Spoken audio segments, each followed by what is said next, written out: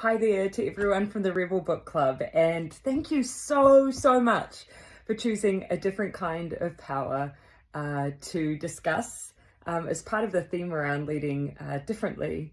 I've been given 5 quickfire questions, which politicians are never very good at quickfire, but I'm going to do my very best. The first question that I've been given is, you became political because you lived in Murupara. What's one thing we learn about leadership from the story of New Zealand? So much, but if I was to give 2 words, the value and importance of fairness, which is something New Zealand holds very dear, and also the importance of humility, I think another really important value from Aotearoa.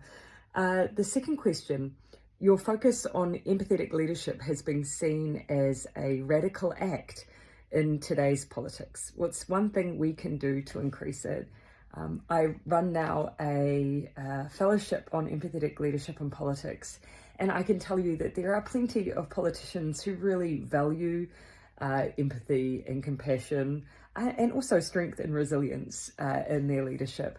I think the number one thing we can do is go out and look for those leaders and support them, particularly in this age where we have a whole raft of different types of leadership.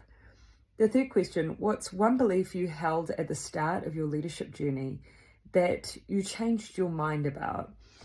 A few things, but I think probably the one that you'll see come through in the text of A Different Kind of Power is just this idea that imposter syndrome may actually bring some strengths rather than just the implied weaknesses. So be interesting to see if you agree with that theme or not. What's the habit or ritual that kept you grounded when the world was shouting at you? This one I didn't actually write about. I wish I had the space and the word count. But letters.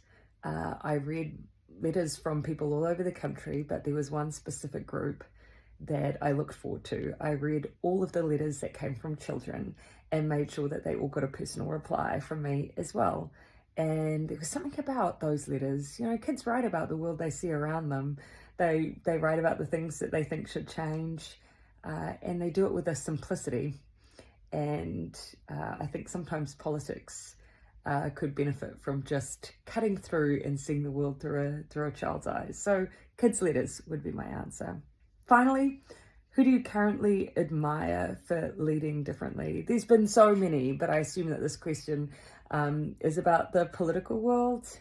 I see some amazing leadership in different places and moments in leadership.